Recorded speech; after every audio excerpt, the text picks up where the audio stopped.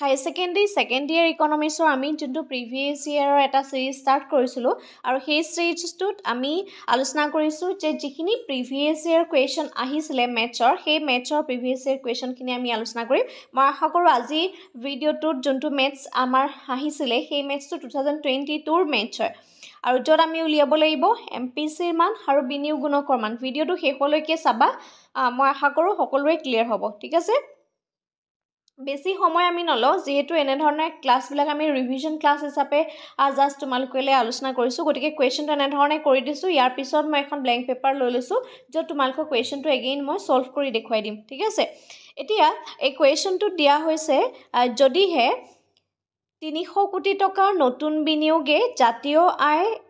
120 কোটি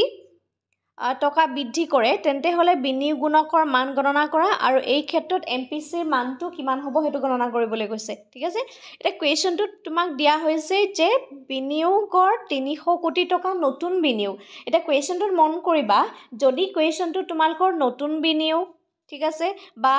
তোমালকৰ জাতীয় আয় বৃদ্ধি এনে ধৰণৰ কনসেপ্টবিলাক লিখি দিয়া থাকে তেতিয়া গম পাবা যে তুমি তাক পৰিৱৰ্তনৰ অনুপাতটো দ্যাট মিন্স চেঞ্জৰ এমাউন্টটো দেখুৱা হৈছে বা বুজোৱা হৈছে তোমাৰ যদি প্ৰাৰম্ভিক বুলি ক'লেহেঁতেন তেতিয়া হলে প্ৰথম যোনটো আয় হলতেন হেতু হলতেন যেহেতু ইয়াত কি হৈছে নতুন বিনিয়োগ কৰা হৈছে ঠিক আছে সেইকাৰণে ইয়াত কি হৈছে এটো 300 কোটি টকা নতুন বিনিয়োগ কৰা হৈছে দ্যাট মিন্স চেঞ্জিং 300 এই ডেল word to use কৰিছে এটোক আমি চেঞ্জিং বা ডেল বুলি কওঁ ঠিক আছে এটো চেঞ্জিং আই নেক্সট হৈছে যে ইয়াত 120 কোটি টকা বৃদ্ধি কৰা হৈছে জাতীয় আয় দ্যাট মিন্স y2 বৃদ্ধি কৰা হৈছে যেটো বৃদ্ধি কৰা হৈছে দ্যাট মিন্স পৰিৱৰ্তন হৈছে হয়নে আৰু সেই কাৰণে ইয়াতো আমি কি হৈছো 1200 লিখি দিয়া হৈছে এতিয়া আমি যেটা বিনিয়োগ গুণক উলিয়াওতে এটা ফৰ্মুলা হৈছে সেই ফৰ্মুলাটো হৈছে k = changing y by changing I হয়নে changing y by changing I এটো হৈছে বিনিয়োগ গুণকৰ ফৰ্মুলা ঠিক আছে changing y by changing I এটোক আমি কি হে ৰিপ্ৰেজেন্ট কৰো k ৰে ৰিপ্ৰেজেন্ট কৰো বিনিয়োগ গুণক এতিয়া changing y মানটো কিমান দিয়া হৈছে changing y = 1200 changing I এমাউন্টটো কি আছে 300 এটো আমাক দিয়া হৈছে এই শূন্য দুটা ক্যান্সেল হ'ব এটো এতে কাটি দিয়া 4 হ'ব দ্যাট মিন্স কেৰ ভ্যালু আমি কিমান পালো 4 দ্যাট মিন্স 4 কোটি টকা কেৰ ভ্যালুটো পালো যোনটো আমি এটো পাইছো ঠিক আছে এগেইন আমাক কি উলিয়াবলৈ দিছে MPC মাৰ্জিনাল প্ৰপেনচিটি টু কনজিউম হয়নে সেই টু উলিয়াবলৈ দিছে আৰু তাৰ কাৰণে আমি এটা ফৰ্মুলা জানো যেতিয়া আমাক কেৰ ভ্যালু দি থোৱা থাকে কেৰ ভ্যালু দি থোৱা থাকিলে আমি MPC ৰ মান উলিয়াব পাৰো কাৰণ তাৰো এটা ফৰ্মুলা হৈছে সেই ফৰ্মুলাটো হৈছে যে k = 1/1 - MPC এটো ফৰ্মুলা হয় k = 1/1 - MPC এনে ধৰণে উলিয়ালে আমি কি পাম যেটো কেৰ ভ্যালু সেই MPC ভ্যালুটো আমি পাই যাম এতিয়া সোৱা এই কুৱেশ্যনটোত আমি অলৰেডি আকৌ মই লিখি দিছো k = 1/1 - MPC ঠিক আছে বা নেক্সট পেজত যদি কৰিব বিচাৰিছা মই নেক্সট পেজ এখন লৈ লৈছো এখন ব্ল্যাংক পেজ ওকে এই পেজখন চোৱা k = 1/1 - MPC এটা কেৰ ভ্যালুটো আমি পাইছিলো কেৰ ভ্যালুটো আমি কিমান পালো 4 পালো ঠিক আছে 4 = 1/1 - MPC এতিয়া এটো কি হ'ব 4 টুলে MPC টো কি হৈ যাব 1 - MPC = 1 গতিকে এটো কি হ'ব 4 - 4 MPC = 1 ওকে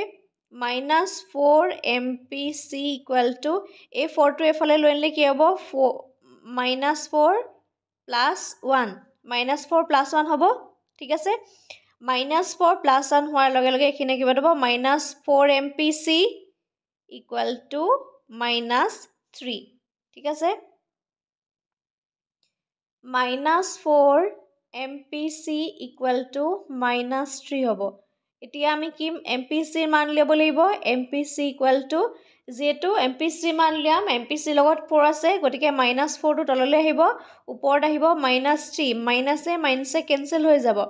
গতিকে এটো হৰণ কৰিব লাগিব হৰণ কৰিব পাৰিবানে আনসাৰটো হ'ব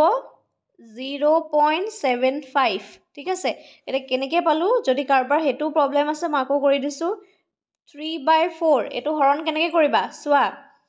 3 বাহিৰত আছে 4 ইয়াত প্ৰথমতে দশমিক দিলোঁ হয়নে ইয়াত দশমিক দিয়াৰ লগে লগে কি আহিব ইয়ালৈ 0 আহিব 4 7 গুণ কিমান 28 হয়নে তলে কিমান আহিব 2 ইয়াত কি হৈছে দশমিক দিয়াৰ কাৰণে আকৌ এটা 0 আহিব 4 5 গুণ 20 that means 0.75 okay 0.75 টো হৈছে আমাৰ MPCৰ ভ্যালু আৰু মনত ৰাখিবা MPCৰ ভ্যালু কেতিয়াও 1তকৈ ডাঙৰ নহয় ঠিক আছে MPCৰ ভ্যালুটো 0ৰ পৰা হে 1ৰ ভিতৰ এইটো উত্তৰা থাকিব লাগিব 1তকৈ কিন্তু ডাঙৰ হ'ব নোৱাৰিব ঠিক আছে 1 হ'ব পাৰিব হেতু 1 হোৱাৰ লগে লগে MPS টো 0 হৈ যাব ঠিক আছে হেতু কথা মনত ৰাখিবা এটোৱে আসলে কোৱেশ্চনটো এনেধৰণে আমি প্ৰিভিয়াছ ইয়াৰ কুৱেশ্যনৰ যোনটো সিৰিজ হয় হেতু ষ্টাৰ্ট কৰিম খালি যদি কনসেপ্টখিনি বুজি পাইছা প্লিজ এটা কমেন্ট কৰি জনাবা কাৰণ তোমালোকৰ কমেন্টছ বিলাকৰ ওপৰত বেছ কৰি আমি এই সিৰিজটো কন্টিনিউয়াছলি তোমালোকৰ মাজলৈ লৈ যাম ঠিক আছে